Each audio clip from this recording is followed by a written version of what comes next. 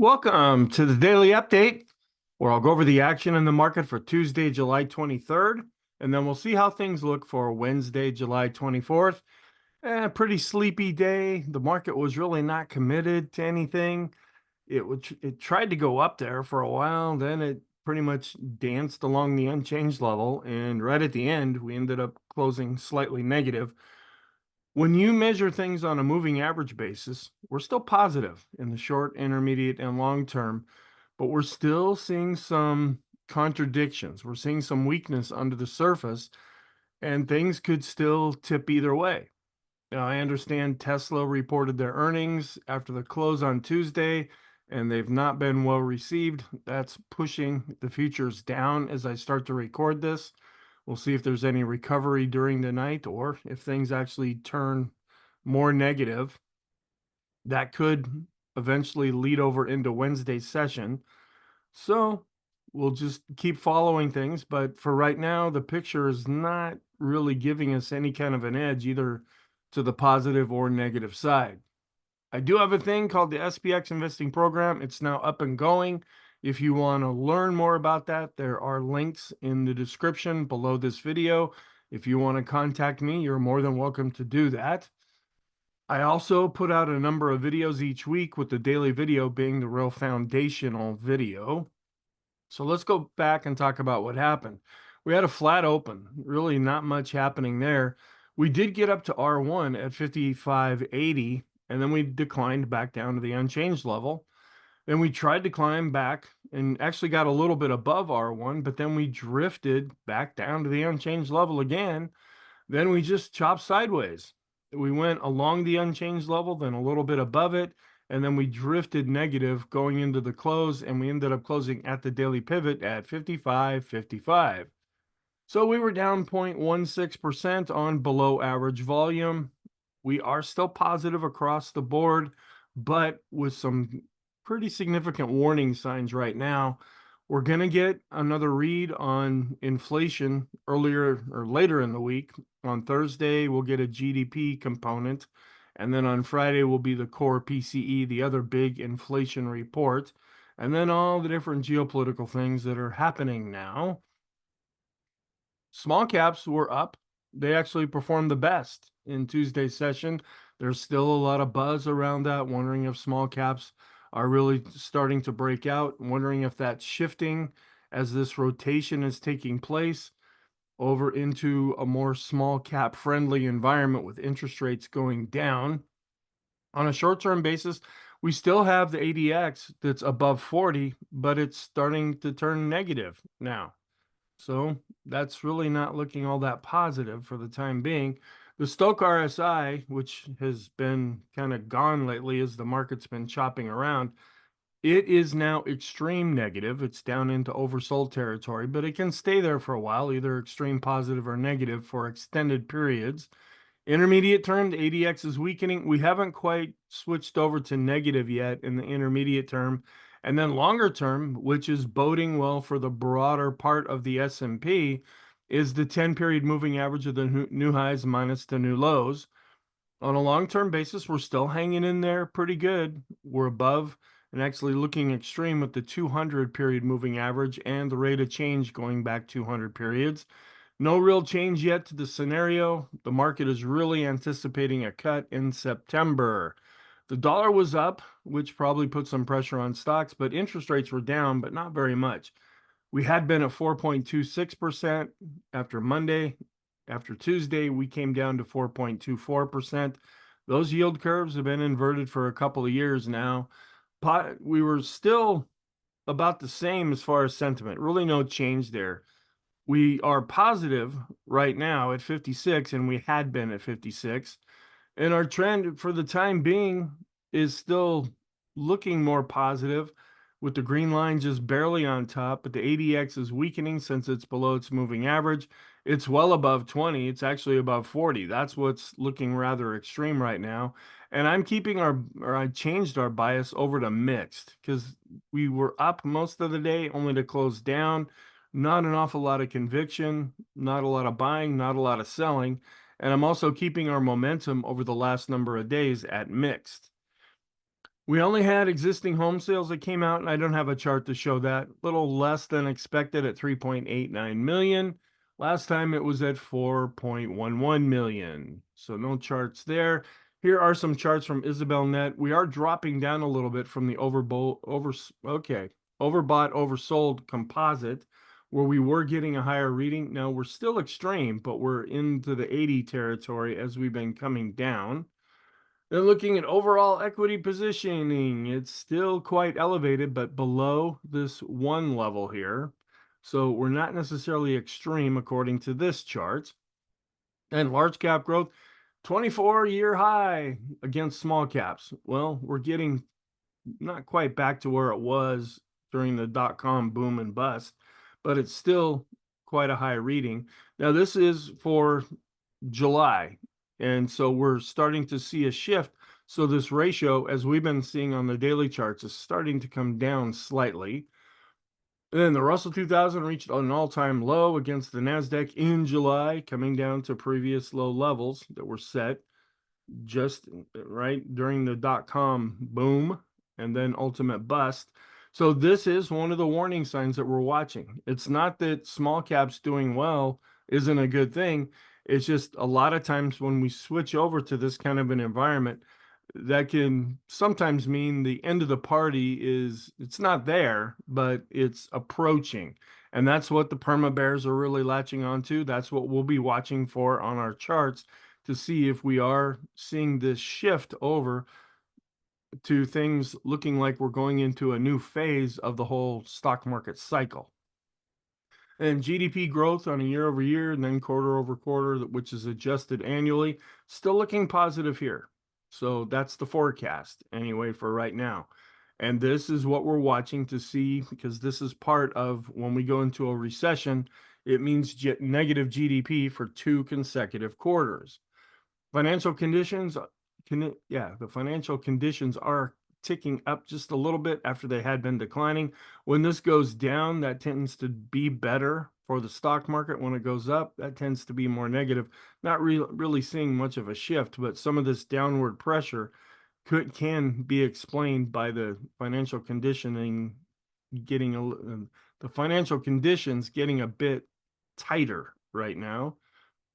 And then looking at the projections and what we're looking at as far as the Fed and the core PCE. And then there's a Goldman Sachs has this thing called the inflation tracker, where according to them, we're already down to the 2% level. But this isn't necessarily the gauge that the market uses, where we are coming down with the core PCE, but we're still not even, well, we're getting close and we're going in the right direction, but we're not down to that 2% level at least yet. So economic surprises, a little bit stronger than expected, which could lately anyway, even though overall we've been weaker than expected, but this could be helping just to show that the US economy is still holding up for right now. And then cumulative flows, US seeing some money coming in, but we're also seeing money going into Europe and even emerging markets. So is this a bit of a shift that we're starting to see as well? And then this is an interesting quote that I've run across from time to time, put out by Walter Deemer. The stock market will do whatever it has to do to embarrass the greatest number of people to the greatest extent possible.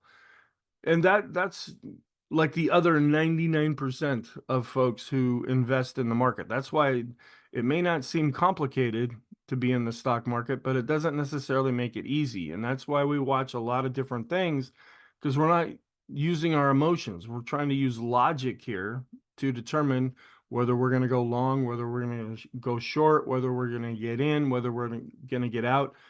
Because a lot of people just see something like this or the cryptos or what have you as just some kind of a cash machine, and they're getting involved in something that they really don't understand, and it ends up backfiring most of the time. So we try to come above that with the program that I have and with the videos that I do. Then this is something I used to show once a week. It was a site, or it still is a site, called currentvaluation.com. I believe that's it. Current market valuation. I forgot the name because nobody's been updating the charts there, and they used to be pretty well maintained and updated on a weekly basis, and this gave us a broader look at things.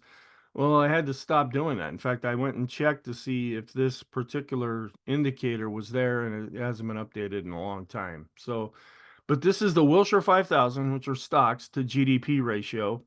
Some folks refer to this as the Buffett indicator. He was quoted as possibly saying that this is the best indicator there is. This is just stocks to GDP, and we're getting to a pretty high level now. We're actually getting above levels that we saw before, which sometimes this can be a warning. And you look at other times, especially during the dot-com boom, we were at a really high reading. Didn't get up to that level back before the great financial crisis, but this is just something that we keep an eye on that's longer term, and this could be causing some concern when you compare stocks to GDP. Here's our intraday chart. Really not all that of an exciting day. We were flat at the open, but we did get up to R1, came back down to the unchanged level, got a little bit above R1, came back down to the unchanged level, stayed around the unchanged level, and then drifted off down to the daily pivot, going into the close. And then we are down in the initial overnight session right now. So we'll see if that carries over into the cash session. And growth versus value, growth is actually a little bit better than value on the intraday chart with the blue line above the red line. And seeing a little bit of an improvement here with our S&P growth to value ratio intraday. So on an end of day basis, growth was up where value was down. And they were about even with the mid caps and up less with the small caps. So with our charts, really just not seeing any kind of leadership here with growth with the small caps. A little bit of an improvement, but no leadership with the mid caps, and also bouncing back up just a little bit with the S&P growth to value. Excuse me. And a little bit of a turn up here with our growth versus value ETFs, but still inside the rainbow. And a little bit of a tick up here when we look at discretionary versus staples. Large cap growth was up a little bit, still above its 50-day moving average. And so the uptrend is still intact for right now with large cap growth. And we ticked down just a little bit here with this ratio as we had been really going up, showing the large caps were outperforming. Now we've seen more of a shift to the downside. We're going to be watching to see if this continues to decline. That just means that small caps would be outperforming large caps if the decline continues. The Wilshire, it was down just a little bit here, but still above its 50-period moving average. And here's our ADX with the trend, where we're starting to come down. We're not quite below 40 with the moving average, but we're coming down below 40 with the ADX itself. The green line is still on top, did show a little bit of an improvement right now, but not necessarily any real confidence. Where we're looking, we actually are starting to cross here with the ADX, looking a little bit better, but the ADX is wearing off that extreme positive reading in the short term. And we drop to below average again with volume. And we will probably be below average both on the NYSE and the NASDAQ with volume over the summer months. Very common for that. We are starting to see continued fear with the Ulcer Index coming back into the market. We declined with the VIX on the line chart as well as the bar chart, but we were well off the lows. The VIX had been giving a much lower reading and did improve a little bit. And the volatility of the VIX, since we were up a lot of the day, only to drift lower going into the close, we're down with the VIX of the VIX with the bar chart as well as the line chart. But the momentum of the VIX still continues to be up. And here's the seasonal chart where we might be sticking with seasonal patterns, which might be more negative for stocks. We're still getting a pretty extreme reading here with our VIX to S&P 500 correlation. We came down, but we're still above this dashed line, meaning that the market is nervous right now, which could be kind of negative. The equity put call ratio did go up on the daily chart. It's going up on the 5-day chart as well as the 10-day chart, which tends to be more negative for stocks. Volatility risk premium is dropping off back down into the band, but it's still giving us kind of a high reading, but not nearly as high as it had been. And we see a little bit here of an advance with this fear gauge and just a bit of a tick up, although it's really hard to see with the other fear gauge. And watching the risk on versus risk off, we're back to into this range here where we've been chopping more or less sideways. And we're still holding up okay here, but not showing any real strength with the advanced decline line based on price and volume. They both ticked down slightly, but we did see a bit of an expansion of the new highs. So that is rather encouraging.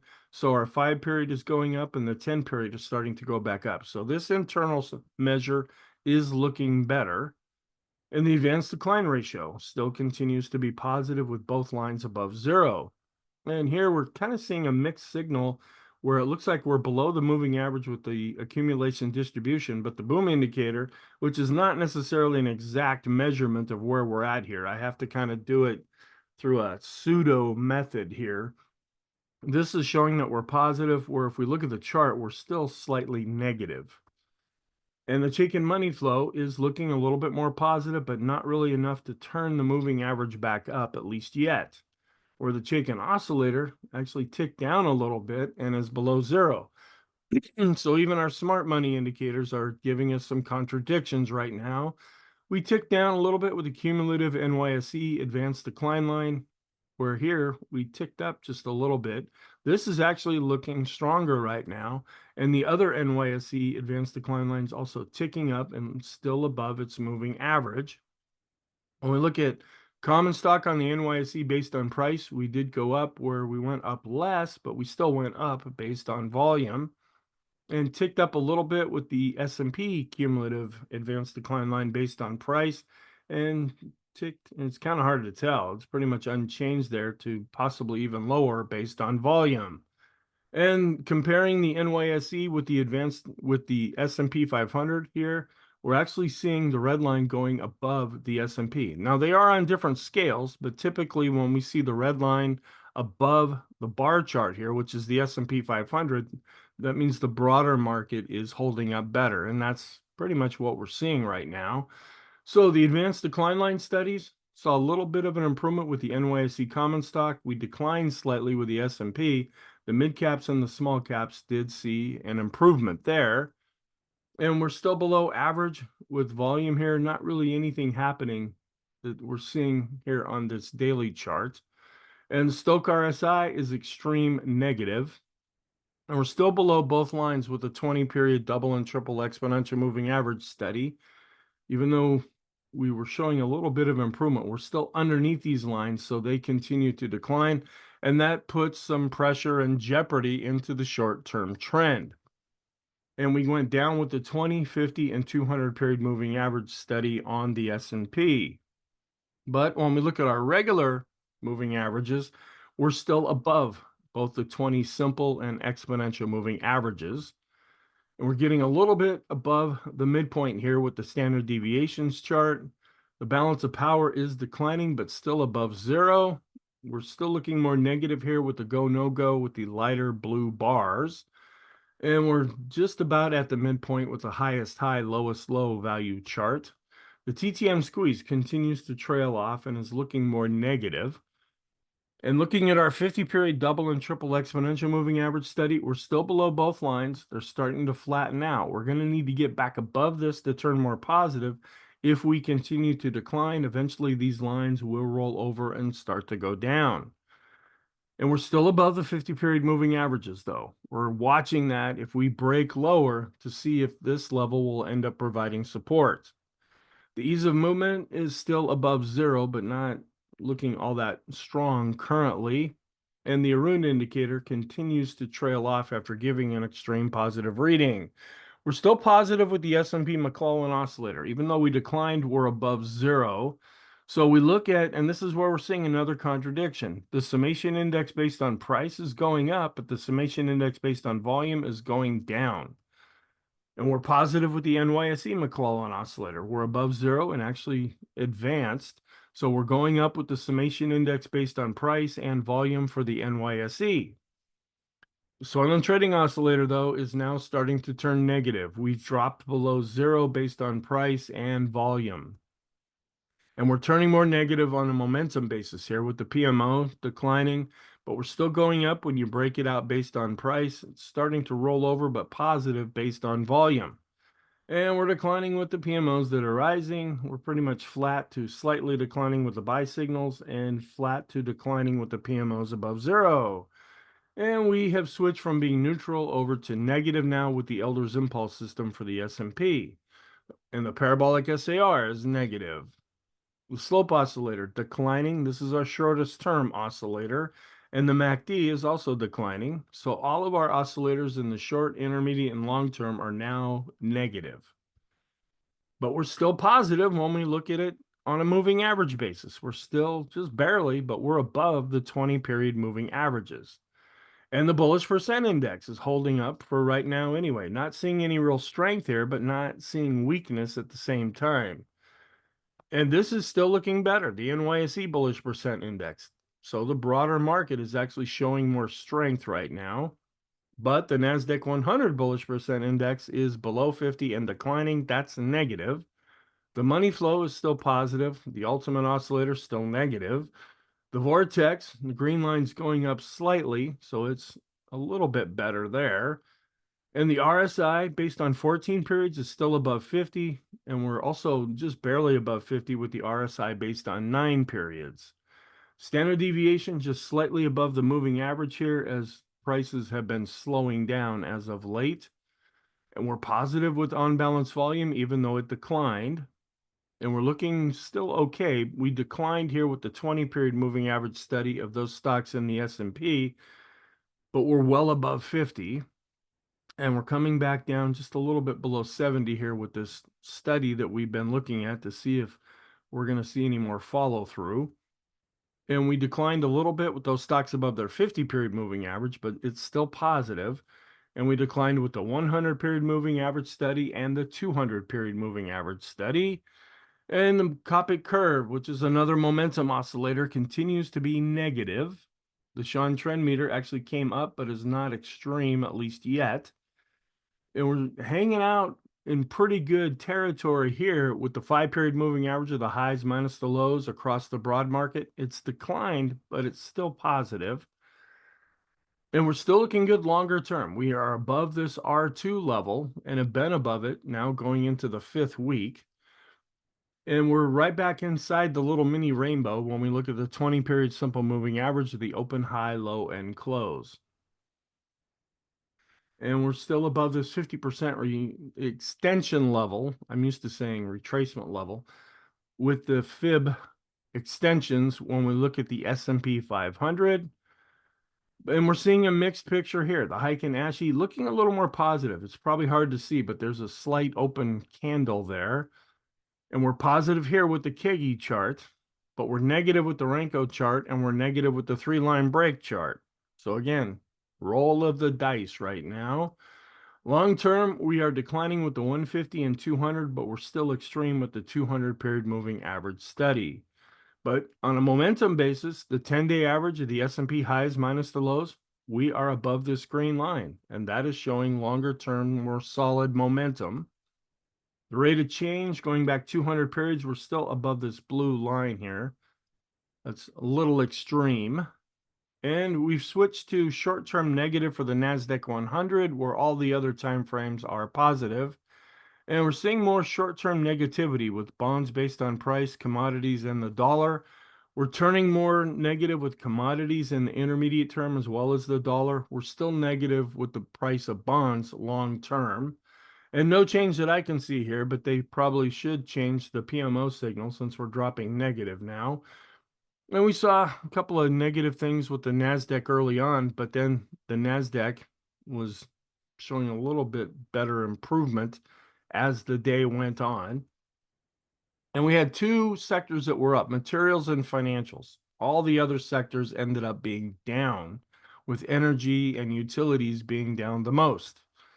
But we're looking good here with our NYSE new highs minus the new lows. We're still above the 0 point with the raw score.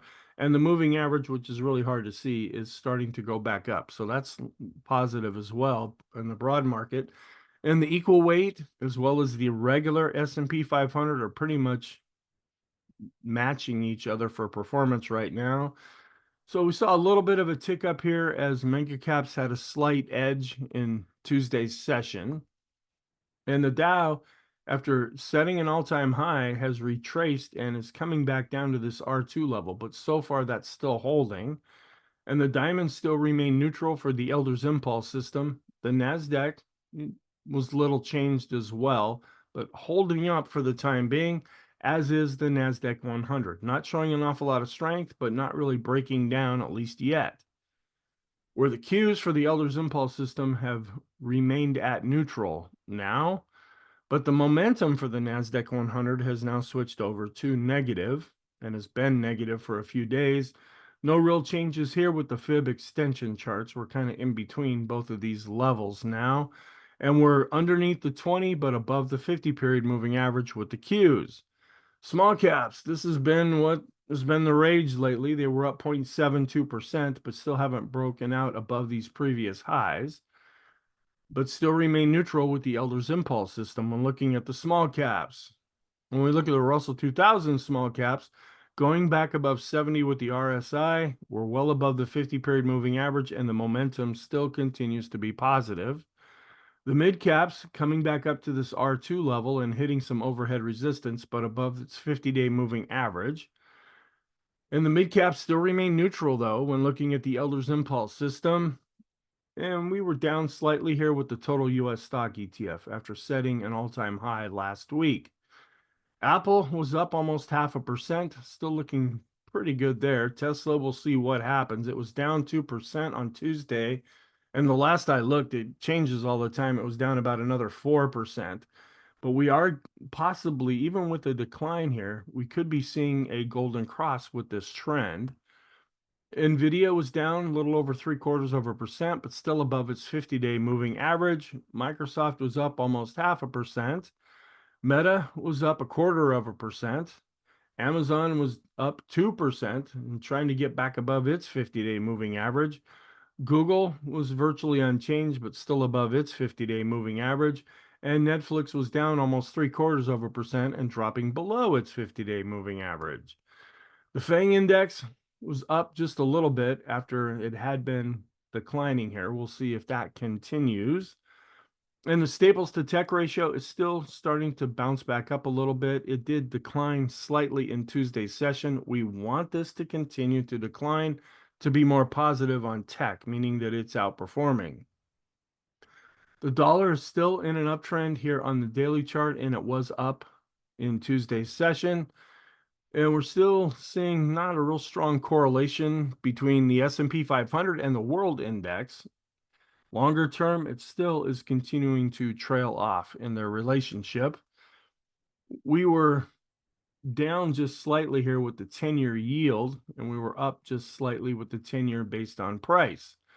This is still an encouraging thing, though. Home construction to 3 to 7 year bonds, it continues to perform well, and that is rather encouraging. And the regional banks are showing some improvement. Not enough yet to see a golden cross with this ratio, but they have been holding up better. This has been an area that we've been watching as an area of concern to see if the regional banks are running into problems. And so far, it doesn't seem to be happening. And I see the stories and the videos on YouTube and Rumble that talk about how the banking, they're hiding all this information. And who knows, some of that could be true. We just follow the charts here, and then we'll just see how things end up actually playing out. And then looking at our growth to value ratios, not really much of an improvement here with the Qs to S&P. We came down a little bit with discretionary to the S&P, a little bit of a tick up with large cap growth versus large cap value, but still below a declining moving average. So with the large caps, a bit of a turn up with the mid caps and the small caps, but still below their moving averages, which are now declining. Still looking okay here with our advanced decline ratio based on price. We're above 0. We're also above 0 based on volume. And the S&P to utilities ratio continues to decline. It's done that for the last couple of days now. We want this to go up to be more positive. And the staples to S&P ratio did decline just a little bit. We want this to continue to decline to be more positive for the S&P. And then we still have yet to get a confirmation of the Hindenburg omen right now. We have until August 2nd for that to happen. And we had the signal that was generated on July 9th. But so far that hasn't happened, at least yet. And we're not seeing any signal, at least right now, with the NASDAQ Hindenburg-Ullman chart. So what's our outlook for Wednesday? Earnings season, it's really in full swing right now, and that could really have an impact on prices. We're positive right now still on a moving average basis, but we're seeing a real mixed picture with both positive and negative signs that are coming out. We're going to get the MBNA Mortgage Applications Index as well as the Global Manufacturing and Services PMIs. New home sales will also be coming out. And then we want to keep an eye on the geopolitical events. Of course, there's all the political things going on in the US, but there's still a couple of wars going on out there. Wondering if they can escalate and have some kind of an impact on stocks. And then on Thursday, we'll get the advanced reading of GDP. The big one is going to be PCE prices on Friday. And here's another look at the economic calendar. Seasonally, we're negative with the Dow on July 24th, neutral to positive with the S&P, and neutral to negative with the NASDAQ. So not really much of a convicted source of historical information there. And looking at possibly some weakness here during an election year, when we look at the Stock Traders Almanac chart, and we tend to go sideways for the next few sessions. This is another chart that was posted by Stock Traders Almanac on Twitter, where we are in this period right now where we kind of chop around here going into the end of the month. And then this is another chart that was posted where we're looking at what 2024 has been doing, and we've been really outperforming. When you take all the election years and take them together, is there possibly some kind of a reversion going back down to the mean? And Wednesday is the most negative day of the week based on how things acted in 2023. But longer term, we do see some weakness in July, even during an election year, whether it's a lame duck or I'm not sure what to call this. We don't really know what's happening with the whole presidential thing right now. So, but for the time being, it's the fourth year of a presidential term where we do see some positive seasonality going up into August. And then also looking here, we're historically in a pretty good time for the market when it's the fourth year of a new president. But we tend to be more choppy during a presidential election year than when we don't have a presidential election.